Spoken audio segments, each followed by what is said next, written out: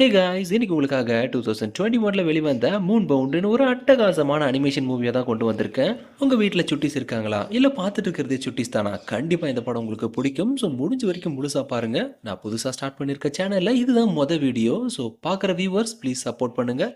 நம்ம சேனலுக்கு சப்ஸ்கிரைபும் பண்ணிடுங்க. வாங்க கதைக்குள்ளே போயிடலாம். படத்தோட ஓப்பனிங்கில் ஒரு 12 வயசு பையனும் அண்ட் அவனோட தங்கச்சியையும் காட்டுறாங்க. அந்த 12 வயசு பையன் வேறு யாரும் கிடையாது, நம்ம ஹீரோ தாங்க. சொந்த ஊர்லேருந்து ஷிஃப்ட் ஆகி வெளியூருக்கு வேலை விஷயமா ஃபேமிலியோட மூட்டை முடிச்ச கட்டிட்டு வந்துட்டாங்க. ஆக்சுவலாக அது இப்போ பிரச்சனை இல்லை. வந்திருக்கிற வீடு சின்னதுன்றதுனால ஹீரோவும் சரி அவனோட குட்டி தங்கச்சியும் சரி 2 பேரும் ஒரே ரூமில் தான் ஷேர் பண்ணிக்கணுன்ற மாதிரி சொல்லிட்டாங்க. பட் இதில் ப்ராப்ளம் என்னன்னா, ஹீரோக்கு இதில் விருப்பமே இல்லை. ஏன்னா இவனோட பழக்க வழக்கத்துக்கு அப்படியே ஆப்போசிட் கேரக்டர் தான் அவனோட தங்கச்சி. சொட்டித்தனமாக குறும்புத்தனம் பண்ணுறதுல குட்டி பேசாசையே மிஞ்சிருவா. ஆனால் அதுக்குன்னு அண்ணனை பிடிக்காம இல்லை, கொஞ்சம் ஹைப்பர் ஆக்டிவ், அப்பப்போ சேட்டை பண்ணி சம்பவங்களை செஞ்சு விட்ருவா. தென் ஹீரோவோட குடும்பத்தை பற்றி சொல்லணும்னா, அவனோட அப்பா ஒரு ஆஸ்ட்ரோனட். நிலவுக்கு போகிறதா இருந்த மிஷனுக்கு முன்னாடியே துரதிருஷ்டவசமாக உடல்நல பாதிக்கப்பட்டு கொஞ்சம் வருஷத்துக்கு முன்னாடி இறந்து போயிட்டாரு. ஸோ அன்னைக்கு ஹீரோ ஒரு முடிவு எடுத்தான். அவனோட லட்சியமே அப்பா மாதிரி ஒரு சிறந்த ஆஸ்ட்ரோனட் ஆனதுக்கப்புறம் நிலவுல கால் தடம் பதிச்சு அவரோட ஆசை நிறைவேற்ற போகிறதா சபதம் எடுத்துக்கிட்டான். தென் இவங்க புதுசாக குடி வந்திருக்கிற இந்த வீட்டுக்கு பின்னாடி ஒரு மரம் ஒன்று இருக்கு. அது மனுஷங்களோட பார்வைக்கு சாதாரண ஒரு மரம் தான். பட் அங்கே வாழ்கிற ஒரு பூச்சி இனத்துக்கு புனிதமான மரமாக வழிபட்டு காலங்காலமாக அங்கே தான் அந்த பூச்சி இனங்க வாழ்ந்துட்டு வருது. எந்த ஒரு இனமாக இருந்தாலும் அந்த கூட்டத்துக்கு தலைவன் ஒன்று இருந்து தான் ஆகணும். அப்படி இல்லைன்னா அது கூட்டமே ஆகாது இல்லையா? ஸோ அப்படி தான் இங்கே ஜூமான்னு ஒரு பூச்சி தான் தலைவனாக இருந்து அதோட கூட்டத்துக்கு நல்லது கெட்டதுன்னு சொல்லி கொடுத்து நிம்மதியாக வாழ்ந்துட்டு இருக்காங்க. ஆனால் பாருங்க, இந்த பூச்சிங்களோட சந்தோஷம் ரொம்ப நாளைக்கு நிலைக்கல. 3 மனுஷங்க என்ன பண்றாங்க, அதுங்களோட வாழ்விடத்தையும் சரி அவங்க புனிதமாக கருதி வழிபட்டு வாழ்ந்துட்டு வந்த அந்த மரத்தையுமே சரி மொத்தமாக வேரோட பிடுங்கி எடுத்து அழிக்க போறதுக்காக வந்துட்டு இருக்கும் போது தான் எப்படியாவது நடக்க இருக்கிற அந்த அசம்பாவிதத்தை தடுத்தே ஆகணுன்றதுக்காக அந்த பூச்சி இனத்தோட தலைவன் என்ன பண்றான், அவங்க வாழ்ந்துட்டு இருக்கிற இடத்துக்கு பக்கத்துல குளம் ஒன்று இருக்கு. பொதுவா வானத்துல இருக்கிற நிலவு தண்ணியில பட்டுதுன்னா என்ன ஆகும், ரிஃப்ளெக்ட் ஆகும் இல்லையா? ஸோ அந்த சமயத்துல தண்ணியில பிரதிபலிக்கிற நிலவுல குதிச்சா பிரச்சனைகளுக்கான தீர்வை நிலவுல உள்ள நைட் ஃபேரை சந்திச்சு அதுக்கான உதவி கேட்டோம்னா கிடைக்கும்ன்றது இவங்களோட நம்பிக்கை. ஸோ எதிர்பார்த்த மாதிரியே டிராவல் பண்ணி நைட் ஃபேரை சந்திச்சு விஷயத்த சொன்னதுக்கு அப்புறம் கொஞ்சம் கூட காலம் தாழ்த்தாம நிலவுல இருந்து பூமிக்கு வந்த நைட் ஃபேரி அவங்களோட பவர்ஸை பயன்படுத்தி மரத்தை தோண்டி எடுத்த மனுஷங்களையும் அவங்க பயன்படுத்தின வண்டியையும் சரி மொத்தமா பூமியிலிருந்து நிலவுல வீசி எறிஞ்சிட்டாங்க. ஆனா இதுல வருத்தப்படக்கூடிய விஷயம் என்னன்னா, கூடவே நிலவுல அந்த மரமும் வீசப்பட்டதுனால அந்த பூச்சியின தலைவனோட ஒய்ஃபுமே தவறுதலா தூக்கி வீசினப்போ நிலவுலே மாட்டிக்கிச்சு. அண்ட் அது மட்டும் இல்லாம இந்த இடைப்பட்ட சம்பவத்துல அந்த பூச்சியின தலைவனுக்கு அதோட ஒரு கையும் போயிடுச்சு. தென் காலம் போக போக அந்த பூச்சிக்கும் வயசாயிடுச்சு. ஆனா இன்னும் நம்பிக்கை இலக்கல, எல்லாமே பழைய நிலைமைக்கு மாறும். நிலவுல இருக்கிற அதோட ஒய்ஃப் கண்டிப்பா ஒரு நாள் திரும்ப வரும்னு வெடியலை எதிர்பார்த்து காத்துட்டு இருக்கிறதா ஒவ்வொரு நாளுமே இதே கதையை தான் மற்ற பூச்சிகளை கூப்பிட்டு வச்சு சொல்லி காட்டிட்டு இருக்கோம்.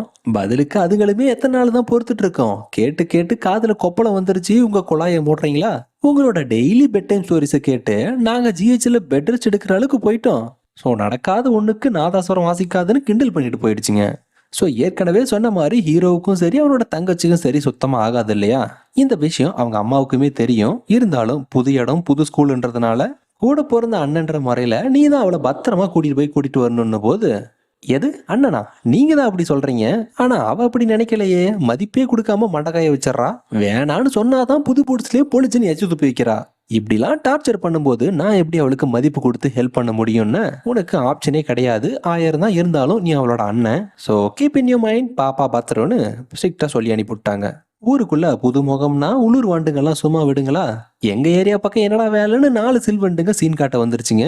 ஹீரோ கொஞ்சம் பயந்த சுபாவம், ஆனா அவனோட தங்கச்சி ஆளு கொஞ்சம் ரகடு, அடிச்சு மூஞ்செல்லாம் பேத்துருவேன்னு வாயை விட்டா போல. வந்த இடத்துல வம்பு எதுக்குன்னு மறுபடியும் ஹீரோ தான், பிரச்சனை எதுக்கு நாங்க பேசாம போயிடுறோம்னா, அப்படிலாம் விட்டுற முடியாது கண்ணா, உங்களுக்கு ஒரு சேலஞ்ச் வைக்கிறேன், அதுல ஜெயிச்சுட்டு நீ கிளம்பலான்னு கண்ணாடி சாருக்குள்ள ஒரு பூச்சி பிடிச்சி அடைச்சு வச்சிருக்கானுங்க. ஆக்சுவலா அது வேற யாரும் இல்ல, அந்த வயசான பூச்சி என தலைவன் தான். ஸ்லிங் ஷாட்டை கையில கொடுத்து குறிப்பாத்து அந்த ஜார்ல இருக்கிற பூச்சி அடிச்சு கொன்னுட்டு நீ இந்த இடத்த விட்டு போலாமான்னு அந்த பசங்க சொல்றானுங்க. ஆரம்பத்துல எல்லாருமே ஹீரோ அந்த பூச்சியை தான் குறி வச்சு அடிக்க போறான்னு நினைச்சாங்க. ஆக்சுவலா நம்ம ஆளு பயந்த சுபாவம் தான், ஆனா பக்கா கிளவரான ஆளு. பக்கத்துல இருந்த குழவி கூட்டு கல்லடிச்சு களைச்சு விட்டு கலாய்ச்ச பசங்களை கதி கலங்க ஓட விட்டான். தென் கண்ணாடிக்குள்ள இருந்த அந்த பூச்சியின தலைவனுக்கு இப்போ நம்பிக்கை வந்துருச்சு. எல்லாமே பழைய நிலைமைக்கு மாறப்போகுது இந்த பையனால தானு. ஒரு பக்கம் ஹீரோ ஸ்கூல் கிட்ட வந்து சேர்ந்ததுமே அவனோட தங்கச்சிய பயங்கரமா திட்ட ஆரம்பிச்சிட்டான். நீ கொடுத்த ஒரு சவுண்டுனால எவ்வளவு பெரிய பிரச்சனை பாத்தியா? நம்மளே ஏரியாக்கு புதுசு, அவனுங்க கிட்ட போய் சவுண்டு விட்டா சும்மா விடுவானுங்களா? சோ தயவு செஞ்சு இனிமே அந்த மாதிரி ஒருபோதும் பண்ணாதன்னும் போது, ஏற்கனவே சுட்டித்தனம் பண்றவனு தெரியும், அவ கொஞ்சம் கூட கண்டுக்கல. டே அண்ணா, அந்த ஜாருக்குள்ள இருந்த பூச்சி பேசிச்சு பாத்தியா? அது நீ கவனிச்சியா அண்ணா? ஐயோ ராமா, உனக்கு உண்மையாவே பைத்தியம் தான் பிடிச்சிருக்குன்னு. எனக்கு மட்டும் வாய்ப்பு ஒண்ணு கிடைச்சது, உன்னை பூமியில இருந்து நிலால தூக்கி போட்டுருவேன்னு இருந்த கடுப்புல தங்கச்சின்னு கூட பார்க்காம தாறுமாறா திட்டிட்டு போயிட்டான். தென் மாற்றத்தை எதிர்பார்த்து காத்துட்டு இருந்த அந்த பூச்சிக்கு மகிழ்ச்சி தர விஷயமா இன்னைக்கு அந்த சம்பவம் நடந்ததுல ஹீரோவை தேடி கண்டுபிடிக்கிறதுக்காக அவன் வீட்டு பக்கமா பறந்து போயிருந்திருக்கு. ஸோ அந்த சமயத்துல தான் மழை வேற ஜோரா பெஞ்சிட்டு இருக்கு. திடீர்னு தவறுதல அது மேல மின்னல் பட்டு ஷாக் அடிச்சதுல தெரிஞ்சோ தெரியாமலையோ கோயின்சிடன்ஸா அதோட நல்ல நேரம் வானத்திலிருந்து வீட்டோட சிம்னி வழியா வந்து விழுந்த இடமே அது எதிர்பார்ப்போட தேடி வந்த ஹீரோவோட வீடு தான். ஆனா ஃபர்ஸ்ட் மீட் பண்ணது என்னமோ ஹீரோவோட தங்கச்சியை தான். அவளுக்கு பார்த்துட்டு பயங்கரமான எக்ஸைட்மெண்ட், ஒரு பூச்சி நம்ம கூட பேசுதான்னு. அவ ஆச்சரியத்தோட பாக்குறதுக்காக நம்ம அப்படியே மூஞ்சி காட்ட முடியுமான்னு டைம் வேஸ்ட் பண்ணாம, அண்ணன் தங்கச்சி உங்க 2 பேரையும் நான் நிலவுக்கு கூட்டிட்டு போறதுக்காக தான் இங்க வந்திருக்கேன், ஸோ அடுத்து என்ன ஏதுன்னு கேட்காம தயவு செஞ்சு கூட வந்துருங்கன்னு ரெக்வஸ்டா கேட்டதும், அதுக்கு ஃபர்ஸ்ட் ஆஃப் ஆல் நான் என்னோட அண்ணன் கிட்ட ஃபர்ஸ்ட் இந்த விஷயத்தை தெரியப்படுத்தணும்னு அதே எக்ஸைட்மெண்ட்டோட அத்த ராத்திரில தூங்கிட்டு இருந்த ஹீரோவை கூப்பிட்டு, டே அண்ணா எந்திரா, என்னடா தூக்கம் உனக்கு? நான் ஏற்கனவே சொல்லி இருந்தேன்ல அந்த பூச்சி பேசுச்சுன்னு, அது உண்மைதான்டா, அது நம்ம வீட்டுக்கே வந்திருக்கு. அதோட இனத்தை காப்பாத்துறதுக்கு நம்ம தான் அதுக்கு ஹெல்ப் பண்ணணுமா, அதுக்காக தான் நம்ம 2 பேரையும் நிலவுக்கு கூட்டிட்டு போறதுக்காக வந்திருக்குன்னு சொல்ல, பதிலுக்கு அண்ணங்காரன், நீ சரியான பைத்தியம் இல்ல தங்கச்சி, சரியாகாத பைத்தியம், ஒழுங்கா என்ன தூங்க விட்டுரு, இல்ல இருகான்னு தூக்கி போட்டு சாத்தி போடுவேன்னு சொன்னதை ஒரு பொருட்டாவே கண்டுக்காம பொசிஷனுக்கு போயிட்டான். நான் அவ்வளவு சொல்லியுமே நீ கேட்கலன்னு மன வருத்தம் இருந்தாலும் மன தைரியத்தோட, என் அண்ணங்காரன் வர மாதிரி தெரியல, அதனால நானும் நீ மட்டும் போலான்னு முடிவெடுத்து அவங்க 2 பேரும் கிளம்பிட்டாங்க. தென் பாதியில முழிப்பு வந்ததுல ஹீரோக்கு தூக்கமே போயிடுச்சு. தங்கச்சி ஏதோ சொல்லிட்டு இருந்தாலேன்னு திரும்பி பார்த்தா பெட்ல ஆளை காணோம். அடக்கடவுளே, எங்கடா போனான்னு ஹீரோக்கு ஒரே ஷாக்கு. ஜன்னல் ஓப்பன்ல இருந்து அவ வெளியே போனதுக்கான ட்ரேஸ் தெரிஞ்சதுல அப்படி இந்நேரத்துக்கு எங்க தான் போயிருப்பான்னு அவ போன பாதையோட ட்ரேஸை ஃபாலோ பண்ணி வந்தா கடைசியா ஒரு குளத்துக்கிட்ட தான் முடியுது. அண்ட் கரெக்டா அவன் பார்த்த செகண்ட்ல தான் அவனோட தங்கச்சியுமே குளத்துல விழுறா.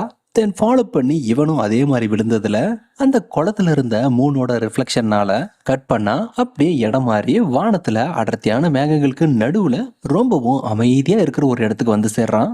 அங்கதான் மணல் மனிதன் சொல்லப்படுற ஒரு வயசான ஆளை சந்திக்கிறான். பூமியில சின்ன பசங்களோட கனவுகளுக்கான கார்டியன் யாருன்னா அது இவருதான். அப்படி இருக்க அத்த ராத்திரில இந்த பையனுக்கு இங்க என்ன வேலைன்னு அவர்கிட்ட இருந்த மேஜிக்கல் மணலை ஸ்ப்ரே பண்ணி ஹீரோவை வந்த இடத்துக்கு அனுப்பிடலான்னு தான் பிளான் போட்டாரு. பட் ஹீரோ அதுக்குள்ள முந்திக்கிட்டான். தங்கச்சி திடீர்னு காணாம போயிட்டான், அதான் தேடி வந்தேன்னு சொன்னதுக்கு அப்புறம் மணல் தாத்தாவே மனசிறங்கி கண்டுபிடிக்க கூட சேர்ந்து இவரும் உதவுறதா ஒத்துக்கிட்டாரு. தென் 2 பேரும் சேர்ந்து கடைசியா தங்கச்சி இருந்த இடத்துக்கு வந்து சேர்ந்தா அதுக்கு முன்னாடியே அங்க ஒரு பெரிய அசம்பாவிதம் நடந்திருக்கு. தங்கச்சி மட்டும் இல்ல, ஆனா கூட்டிட்டு போன பூச்சி மட்டும் தான் அந்த இடத்துல இருக்கு. என்னதான் அப்படிங்க நடந்தது? உன்னோட பொறுப்புல தானே என்னோட தங்கச்சி வந்தா, சோ உனக்கு தெரியாம இங்க எதுவுமே நடந்திருக்க வாய்ப்பு இல்லைன்னு பயங்கரமா திட்ட ஆரம்பிச்சிட்டான். ஏன்னா சன்ரைஸ்குள்ள மறுபடியும் அவங்க வீடு திரும்பி ஆகணும். அப்படி தவறும் பட்சத்துல காலம் முழுக்க இங்கே இருந்துட வேண்டியதான்ற உண்மை ஹீரோக்கு முன்னாடி தெரிஞ்சதுனாலதான் கொஞ்சம் எமோஷன்ல கோவப்பட்டு பேசிட்டான். அப்புறம் மணல் தாத்தா தான் நிலவுல இருக்க வேண்டிய கல்லு சம்பவ இடத்துல எப்படி இருக்குன்னு கரெக்டா கணிச்சிட்டாரு. அது நிலவரக்கனோட வேலையா தான் இருக்கும். அவன் தான் ஹீரோவோட தங்கச்சிய நிலவுக்கு சிறப்புடிச்சு கொண்டு போயிருக்கணும்னு கண்டுபிடிச்சிட்டாரு. தென் அவரோட மாயாஜால சக்திகளை பயன்படுத்தி வண்டி ஒண்ணு உருவாக்குறாரு நிலவுல இருக்கிற ஹீரோவோட தங்கச்சியை காப்பாத்துறதுக்காக. அப்படி போயிட்டு இருக்கும்போது தான் நிலவுக்குள்ள யாராவது புது மனுஷங்க போகணும்னா அதுக்கு ஃபர்ஸ்ட் ஆஃப் ஆல் கோட்டையில உள்ள நைட் ஃபேரி கிட்ட அனுமதி வாங்கணும். ஆக்சுவலா அதுவுமே அவ்வளவு ஈஸியெல்லாம் கிடையாது. நடக்க இருக்கிற போட்டியில ஜெயிச்சாதான் கோட்டைக்குள்ள என்ட்ரியே கிடைக்கும். ஸோ அப்படி இருக்க போட்டியில கலந்துக்கிட்டு ஜெயிச்சிடலான்னு தான் எவ்வளவோ முயற்சி பண்ணாங்க. பட் இடையில மணல் தாத்தாவோட மனநிலையும் உடல்நிலையும் ஒத்துக்காததுனால போட்டியில தோத்து போனதுல இருந்த ஒரு ஆப்ஷனுமே எக்ஸிட் ஆயிடுச்சு. தென் அடுத்த கட்டமா ஆப்ஷனே இல்லாம முழிச்சிட்டு இருக்கும் போதுதான் அப்படியெல்லாம் விட்டு கொடுக்க முடியாதுன்னு ஹீரோ தான் துணிச்சலோட மணல் தாத்தாவோட மாயாஜால சக்திகளை பயன்படுத்தியும் கோட்டையோட பின்பக்கமா உள்ள நுழையறதுக்கான புது யுக்தியையும் யூஸ் பண்ணி கஷ்டப்பட்டு அப்படி இப்படி ஒரு வழியா கோட்டையோட மேல் கூரைக்கு வந்துட்டாங்க. கரெக்டா அந்த சமயத்துல தான் கோட்டையில உள்ள நைட் ஃபேரையும் சபையில உள்ள மத்தவங்களுமே டின்னர் சாப்பிடறதுக்காக ரெடியா வெயிட் பண்ணிட்டு இருக்கும் போதுதான் தவறுதலா வலிக்கு விழுந்த 3 பேரும் வாயில போட இருக்க சாப்பாடு சாணியில முக்கி அடிச்ச மாதிரி செதற அடிச்சிட்டானுங்க. அப்புறம் கூட இருக்கிறவனுங்களை பேச விட்டா குழப்பத்துல கும்மி அடிச்சு விட்டுருவானுங்கன்னு ஹீரோவே தன்னோட தங்கச்சியை காப்பாத்த தான் இவ்வளவு தூரம் கஷ்டப்பட்டு வந்திருக்கிறதா நடந்த எல்லாத்தையும் நைட் ஃபேரி கிட்ட எக்ஸ்பிளைன் பண்ணதுக்கு அப்புறம் அவனோட ஃபீலிங்ஸை புரிஞ்சுக்கிட்டு நிலவுக்கு போறதுக்காக அனுமதி மட்டும் இல்லாம உதவிக்காக சீக்கிரமா நிலவுக்கு போய் சேர்றதுக்கு கூட ஒரு பணிக்கரடியுமே அனுப்பி வைக்கிறாங்க. ஒரு பக்கம் இப்பதான் ஹீரோவோட தங்கச்சியையும் நட்சத்திர குழந்தைகளையும் சிறைப்பிடிச்சு கடத்தி கொண்டு போன அந்த நிலவரக்கனை காட்டுறாங்க. ஆக்சுவலா அவனோட இன்டென்ஷன் என்னன்னா நைட் ஃபேரியையும் அண்ட் அவளோட கோட்டையையும் மொத்தமா அழிச்சாகணும். தென் நிலவோட ஆட்சி மட்டும் இல்லாம மொத்த யூனிவர்ஸுமே இவனோட கண்ட்ரோலுக்கு வந்துடும். அதுக்கப்புறம் எல்லாரையுமே அவன் எதிர்பார்த்த மாதிரி ஆட்சி செய்யலான்றது தான் இவனோட எண்ணம். அதுக்கு ஃபர்ஸ்ட் ஆஃப் ஆல் கோட்டையை அழிக்கணும். அதுக்கான குண்டுகளை தயாரிக்கிறதுக்காக தான் அவனுக்கு ஆட்கள் கம்மியா இருந்தது. ஸோ அப்பதான் நட்சத்திர குழந்தைகளை சிறப்பிடிக்கும் போது ஹீரோவோட தங்கச்சியும் அந்த கூட்டத்துல மாட்டிக்கிட்டா. ஆனா அவ ஆல்ரெடி கிளவரான கேர்ள் இல்லையா? ஃபேக்டரியில வேலை செஞ்சுட்டு இருக்கும் போதே நைஸா நட்சத்திர குழந்தைகளை காப்பாத்தி ஒரு சேஃபான பிளேஸை நோக்கி கூட்டிட்டு போயிட்டு இருக்கும் போதுதான் விஷயம் தெரிஞ்ச நிலவரக்க அவனோட நாய் படைகளை அனுப்பி மறுபடியும் சிறைப்பிடிச்சு கொண்டு வர சொன்னான். தென் அந்த நாய்களையுமே ட்ரிக்கியா யோசிச்சு திசை திருப்பி அனுப்பிவிட்டுட்டா. ஆனா காப்பாத்தி கூட்டிட்டு போற அவசரத்துல தவறுதலா முன்னாடி இருந்த குழியில வலிக்கி விழுந்து நேரா அந்த நிலவரக்க குண்டுகளை பதுக்கி வச்சிருக்கிற அண்டர் கிரவுண்ட் குடோனுக்கு வந்து சேர்றா. அங்கதான் ஒரு அதிர்ச்சி ஊட்டுற சம்பவம் காத்துட்டு இருந்தது. நைட் ஃபேரியோட கோட்டையில மின்னல் சக்தியோட நல்லவளா நடிச்சிட்டு இருக்கிற ஒருத்தி ரகசியமா நைட் ஃபேரிக்கு நம்பிக்கை துரோகம் பண்றதுக்காகவே நாச வேலை பண்ணிட்டு இருக்கிற நிலவரக்கனை லவ் பண்ணி கோட்டையில நடக்கிற எல்லா விஷயத்தையும் இத்தனை நாளா இவ தான் துப்பு கொடுத்துட்டு இருந்திருக்கா. ஹீரோ தன்னோட தங்கச்சியை காப்பாத்துறதுக்காக இங்க வந்துட்டு இருக்கிற விஷயத்த முன்கூட்டியே தன்னோட காதலனான நிலவரக்கம் கேட்ட எல்லாத்தையும் சொல்லிட்டா. பார்த்துக்கோ, இனி இது எல்லாமே உன் கையில தானு. நீ ஒன்னும் கவலைப்படாத செல்லம், நம்ம 2 பேரும் சேர்ந்து இந்த பிரபஞ்சத்தை ஆள்றத யாராலும் தடுக்க முடியாதுன்னு ஆணவத்தோட சொன்னதை கேட்டு அவ அங்க இருந்து கிளம்பிட்டா.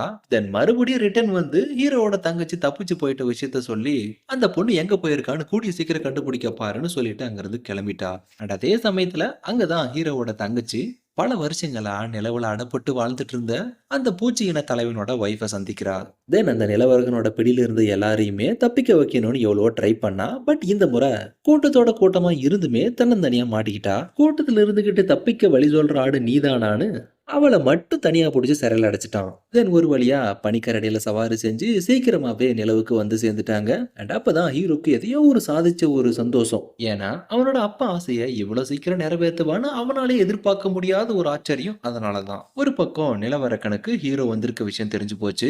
அதனால அடியாளுங்களை 2 பேர் அனுப்பி அவங்களையுமே சிறைப்பிடிச்சு கொண்டு வாங்கன்னு அனுப்பிடுறான். அண்ட் அதுக்கு முன்னாடியே அந்த நிலவரக்கனோட விசுவாசமான நாய்க்கூட்டம் மோப்பம் பிடிச்சி இவங்க இருக்கிற இடத்த சரௌண்ட் பண்ணி வந்துருச்சுங்க. அப்புறம் அதிர்ஷ்டவசமா அங்க ஒரு இடத்துல மனுஷங்க நிலவுக்கு அனுப்புன ஒரு சேட்டலைட் செட்டப் இருந்ததுனால அதுக்குள்ளர போய் ஒளிஞ்சுக்கிட்டதுனால அந்த டாக்ஸோட அட்டாக்ல இருந்து ஒரு வழியா தப்பிச்சிட்டாங்க. தென் அவங்க இருந்த இடத்துல இருந்து கொஞ்சம் தூரத்துக்கு முன்னாடி ஒரு 4 வீலர் வெஹிக்கிளை பார்த்ததுக்கு அப்புறம் தான் அதுல ஏறி கஷ்டப்பட்டு ஃபைனலா நிலவரக்கனோட சிறைக்கு வந்து சேர்றாங்க. அண்ட் ஒரு வழியா அந்த பூச்சியின தலைவன் ஜூமான் ஆசைப்பட்ட மாதிரியே அவனோட ஒய்ஃப் கூட ஒன்று சேர்ந்துட்டான். அண்ட் அது மட்டும் இல்லாம சிறைப்பிடிச்சு வச்சிருந்த தன்னோட தங்கச்சியுமே ஹீரோ காப்பாத்திட்டான். இருந்தாலும் வந்த வேலை முடிஞ்சதுன்னு கிளம்புறதுக்கான வாய்ப்பு இருந்துமே ஹீரோவும் சரி அவனோட தங்கச்சியும் சரி அதை பண்ணல. ஏன்னா இவங்களுக்கு உதவி பண்ண நைட் ஃபேரியோட கோட்டையை அழிக்கிறதுக்காக சதி திட்டம் போட்டிருக்கிற அந்த நிலவரக்கனோட எண்ணம் ஈடேறுச்சுன்னா மொத்த யூனிவர்ஸுக்குமே ஆபத்து தானு. அதை எப்படியாவது தடுத்தே ஆகணுன்றதுக்காக நைட் ஃபேரியோட கோட்டையை தாக்குறதுக்கான செட்டப் வச்சிருந்த இடத்துக்கு வந்து சேர்ந்ததும் ஹீரோவை சிறப்பிடிக்க அனுப்பி வச்ச நிலவரக்கனோட ஆளுங்களோட கண்ணில் வசமா மாட்டிக்கிட்டாங்க. உடனே ஹீரோ கோட்டையில் உள்ள நைட் ஃபேரிக்கு விஷயத்த தெரிவிச்சிட்டான். பிரச்சனை பெருசாகிற மாதிரி இருக்கு, இது எப்படியாவது தடுத்தாகணும்னு.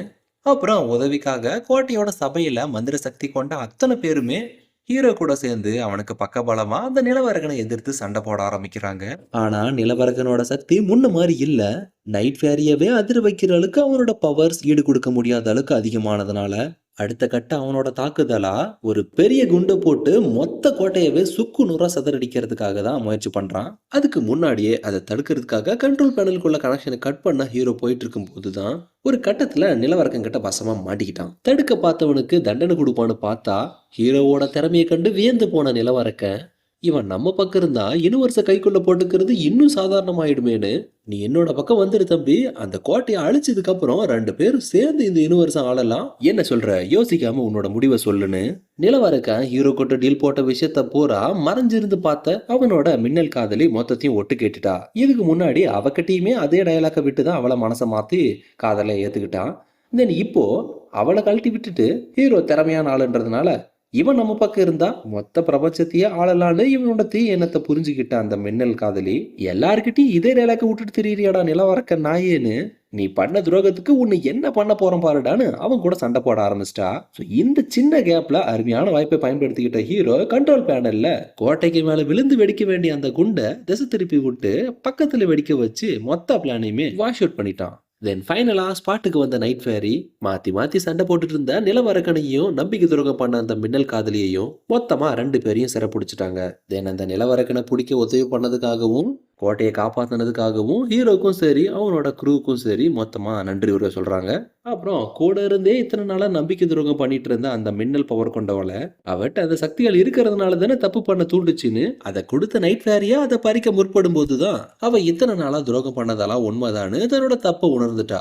அண்ட் அவளோட பவர்ஸையுமே ஒரு சின்ன கல்லு மாதிரி மாத்தி அது ஹீரோக்கு பரிசா கொடுத்துட்டா. இது அவன்ட்டு இருக்கிறது தான் நல்லதுன்னு. தென் இத்தனை வருஷமா தன்னோட ஒரு கையை இழந்து கஷ்டப்பட்டுட்டு இருந்த அந்த பூச்சி இன தலைவனுக்கு மறுபடியும் அவனோட மந்திர சக்தியை பயன்படுத்தி கைகளை கொடுத்துட்டாங்க. அண்ட் அவன் ஆசைப்பட்ட மாதிரியே அவங்க புனிதமா வழிபட்டு வந்த அந்த புனித மரத்தை மறுபடியும் பூமிக்கு அது இருந்த இடத்துல இருந்த மாதிரியே அனுப்பி வச்சுட்டாங்க. ஸோ எதிர்பார்ப்போட வந்த எல்லா விஷயமுமே எதிர்பார்க்காத விதமா சிறப்பா முடிஞ்சதுனால மணல் தாத்தா ஹீரோவையும் அவனோட தங்கச்சியும் அவரோட மேஜிக்கல் பவர்ஸை பயன்படுத்தி மறுபடியும் சன்ரைஸ் ஸ்டார்ட் ஆகிறதுக்கு முன்னாடியே பூமிக்கு அனுப்பி வச்சுட்டாரு. தென் 2 பேருக்கும் முழிப்பு வந்ததுக்கு அப்புறம் தான் தெரியுது அவனுக்கு பரிசா கொடுக்கப்பட்ட அந்த கல்லு இவன் கூடவே தான் இருந்திருக்கு. அப்புறம் அண்ணன் தங்கச்சி 2 பேரும் எளியும் பூனையுமா இருந்தவங்க இப்ப அந்த சம்பவத்துக்கு அப்புறம் இனி பெரிய நண்பர்களா மாறிட்டாங்க. 2 பேரும் ஒன்னா ஸ்கூலுக்கு போறப்ப எவனாவது வம்புக்கு வந்தானா என்ன பண்ணிருப்பான்னு நினைக்கிறீங்க? அந்த மின்னல் சக்தி வச்சு மிரட்டி விட்டதான். சோ இதோட படம் முடிஞ்சது. எப்படி இருந்துச்சுன்னு மறக்காம லைக் பண்ணி ஷேர் பண்ணி கமெண்ட் பண்ணுங்க. And wish you all a happy new year. See you guys.